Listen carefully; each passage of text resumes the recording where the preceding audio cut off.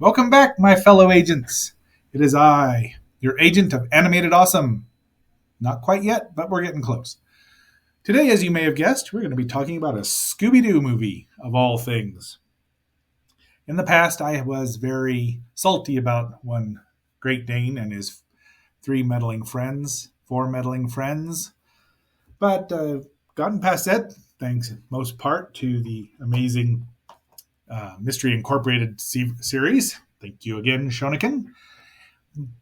So I've decided to branch out a bit. I've rewatched the Scooby Doo guest appearance, the Scooby Doo Hour. I don't even know what it's called anymore. And really enjoyed half of them. Mostly I got it because, of course, the team up with Scooby and Josie and the Pussycats, where Casey Kasem voices two characters that get to talk to themselves, plus probably several others that he didn't get credit for, which is fine. But I digress. However, I came across the Scooby Doo Monster Movies collection at the place with the place that has the red circle. So I bought it. I mean, I got 8 movies. Mostly I got it because we'll find out. You'll understand why I bought it. So let's get on with this. Scooby Doo and the Witch's Ghost. This takes place in 1999. Who knows? It was released on October 5th, 1999, being a Scooby Doo Halloween sort of thing. And it is I gotta quit doing that. Supernatural horror comedy. And it was the second of the direct-to-video films based on the Saturday morning cartoons. I am reading this. I don't know anything about these. I did know I enjoyed this way more than I thought I would. So I'm very happy about that. It was also released to DVD in March 6, 2001, and then repackaged. There's only 3 discs. They're not very long movies, which reminds me I need to get a better case for them. But it's an hour long, maybe 65 minutes, 66 minutes. So, yeah, it was quite good. The B.J. Ward, Mary Kay Bergman, Frank Welker, who's voiced, I almost called him Alan M, but no, he's not Alan M. He's, let me get down here to the voice cast. Scott Innes voiced Scooby-Doo and Shaggy Rogers. They're giving his full Norville Shaggy Rogers. Frank Welker is Fred Jones, and he's been Fred Jones in every Scooby-Doo iteration that has been, except for the 2 live-action movies. Maybe some newer ones, I don't know. Mary Kay Bergman as Daphne Blake, and this was her last a movie that was released during her lifetime. She was also many of the voices on South Park, and she is still missed. B.J. Ward is Velma Dinkley, and then we get this great guest cast. Tim Curry, Dr. Frankenfurter himself. So there you go, Frog. Frankenfurter is in this. And there's who it was written by. 4 people. Davis Doy. You do get a lot of Doy these days. How about that? And Glenn Leopold. Neil Ross is in this. Jane Weedland is Dusk. Well, we'll get on. And Kimberly Brooks. Tress MacNeille is very important in here. She is also one of the Animaniacs and many hundreds of voices. If we ever do a redo of Pinky and the Brain, we'll find out why. So the gang is, it starts out, what happens is the gang is in San Francisco and they're solving a case at a museum. I don't know how anyone could think that was Shaggy still looks like a beatnik, even with longer hair. And oh, Scooby. So they and this man, Ben Ravencroft, a famous horror writer, and Velma's a big fan of his. He helps them with the mystery. He invites him back to his town of Oak Haven in Massachusetts, and things go sideways from there because his great Ben's ancestor, Sarah Ravencroft, was executed, probably burned at the stake as a witch. By the Puritan townspeople. So that's his nifty car. I thought it might be some sort of James Bond thing, but no. So now they're in Puritan land, And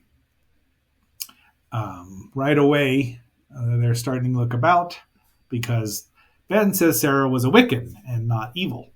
And he's looking for her medical journal to prove her innocence because she helped people rather than hinder them. Now, it's really well done. I mean, it's a good story. They did a good job, all four writers. The cast is great, as I said. The music is a little different. Well, it's got the same Scooby Doo theme, but and Scooby's found a Puritan buckle. So we're going to just, here we go. Now you'll know why, because I'm a Hex Girl, and I'm gonna put a spell on you. And that's about all we're going to play because I don't want to run into copyright violations. Now, maybe they'll give me some more. We might get some more. But be that as it may, there's the witch. Is that the witch? It looks like the witch, or the witch's ghost, as the case may be. But those were the Hex Girls. First, Scooby and Shaggy find them, and they're like, ooh, girls, let's go talk to them. Why Scooby would want to talk to a girl is a human girl, that is a little beyond me. So that's Thorn right there, and I don't know which is which. Dusk and Luna. Jane Weedland is one of them. She was guitarist for the Go-Go's. The Hex Girls have lasted far longer than most of the movies they were in and have quite the following. And I'm surprised that they haven't actually toured, just gone out and toured. I'd go see them. But so, of course, Scooby and they scare the heck out of Scooby and Shaggy, and they run away. And then the ghost shows up. So there's Thorn right there. We're just gonna keep moving along here. Oh. Okay, so yeah, maybe I have a thing for the Hex Girls.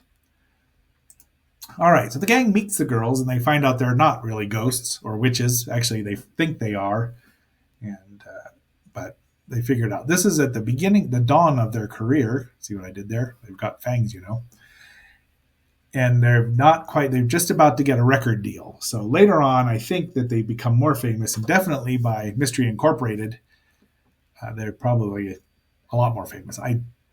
Again, this is brand new territory for me. I'm still not the biggest Scooby Doo fan, but I'm a big Hex Girls fan, and anything they're in, I like. I think they could have their own show, and they should. There they are without their makeup, or looking a little less. One of their parents is makes teeth, a dentist maybe. And okay, so we get the obligatory. Fred won't tell Daphne he loves her, or Daphne won't tell Fred. I don't even remember now. It's a thing. And our scared Scooby moment. And here we have Velma and Ben trying on each other's glasses. Well, they did it first. It's a very cute moment. Okay, so he's trying to find the grave of or where she's buried, and they finally figure it out.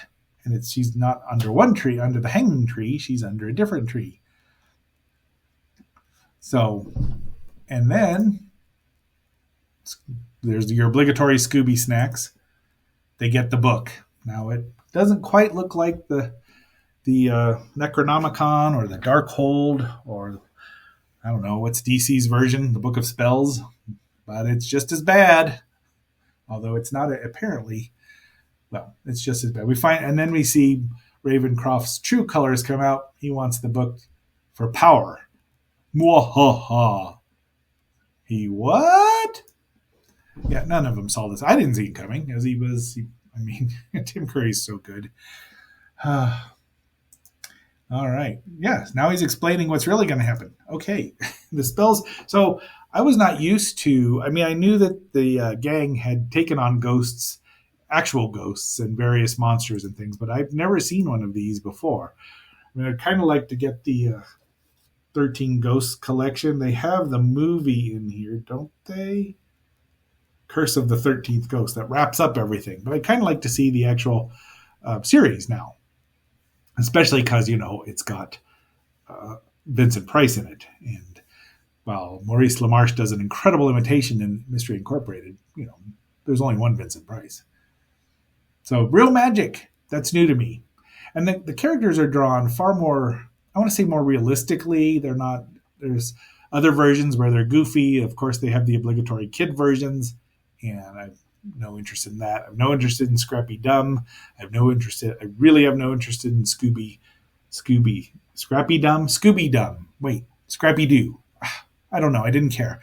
When they introduced, we watched Scooby Doo growing up. I mean, every show was on, we watched, because, there were always some laughs, even if you knew what it was going to be about. But when they got to, Dynamite was a sticking point for me, because I liked Blue Falcon. He looked cool and sounded cool, but you know how I feel about goofy sidekicks or goofy heroes. And then when they got to Scrappy Doo, I tapped out. I was done. Bye. I don't remember ever seeing a full Scrappy Doo, except for wanting to, throw him into the nearest interdimensional portal. And so we get a back and forth with the book where our heroes have it. The witch gets it. Ben gets it. There she is, a nice close up there. Now that is Tress MacNeille as the witch, not her, but her voice, and she always does an amazing job. And now she's telling him what's what. He thinks they're going to share power, and they conjure up the Hex Girls are caught because one of them, Thorn, is 1/16th Wiccan. So she can, that'll be important. We found that out later on because she was making a potion. So lots of back and forth. And Scooby, obviously not up. 1999, we hadn't quite figured out that birds are dinosaurs, but we did know what terror birds were, and they think it's funny that they've made a giant turkey. So they changed their minds rapidly. It's right next to being a diatrima or a phororhacus, or gastornis as one of them's called now. The pumpkins here really are rather menacing, but they kind of remind me of the Attack of the Killer Tomatoes, which probably predates this a bit. But, what are you going to do with gourd and gourd-like fruit? Oh, poor dinosaur. Look at that. How could you not know that birds are dinosaurs? They just had given them some claws on his wings that really would have done it. Well, the girls free the girls. And now Velma is trying to get Thorn to say the spell so that they can reverse it and get rid of the ghost. I don't remember what's happening here. She's holding Scooby up. But it's really well done. It's a good horror comedy, and there's not a lot of those. I can think of Fright Night, The Monster Squad, Abbott and Costello Meet Frankenstein. I'm looking forward to seeing some more of these. And besides, the pumpkins are funny and terrifying at the same time because they can crawl around. So Velma's got the book. The spell's about to be undone. She probably says Klaatu Barado Nikto. There, I get a little Evil Dead reference in there as well, which this has a smattering of, because I think Evil Dead 2 obviously was far more comedy, a horror comedy, and a good one, like Army of Darkness, without the profanity. So back in the book. Sarah goes, and she's not going alone. Back in the book, Ben goes. And then there's the book, and the obligatory house fire that's been the ghosts have set, or she's set, falls on the book, and poof, it's ashes. There's our mayor, who's now, we don't have a ghost story anymore because you solved it. Fortunately, they figured out that the giant turkey, which somehow the spells just stayed giant. I don't even know what turkeys eat, bugs, but they're going to have to feed him a lot. So then we get a final performance by the Hex Girls. Gonna put a spell on you. I'm a Hex Girl, and I'm gonna put a spell on you. Put a spell on you. All right. That's exactly the scene I'm on right now in the video. So they have everybody playing, or at least pretending to play. I believe Velma could play the keyboards. They're dancing, dressed up, rocking around. Daphne gives Fred a death stare for staring at one of the girls too long, and the movie's over. Everyone's happy, and I am too. So, I do love the Hex Girls, but I quite enjoyed this as I watched in the Springs of Colorado. And I don't know.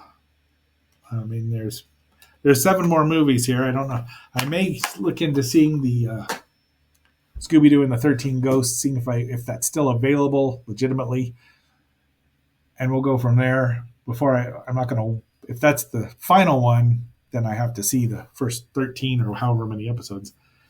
It pissed off some nut job religiousers at one point in the 90s. Oh no, Scooby's indoctrinating our children to believe in witches and ghosts. Yeah. Okay. Just not your witches and ghosts. So, agents, that's just a quick overview of a short review for a short movie. But it's very good. If you can find this 8 movie collections, about $10. I've seen some places say it's sold out, but don't buy into that. Also, if you haven't already, please like, share, subscribe, vote in the poll, and leave a comment. Otherwise, the witch's ghost will haunt you. And I hope you've enjoyed a big bowl of hummus of perfection. Until our next assignment, this is X7 signing off. Unfortunately, without the Hex Girls, but with our regular theme that I'll give points to for anyone who actually knows where it came from.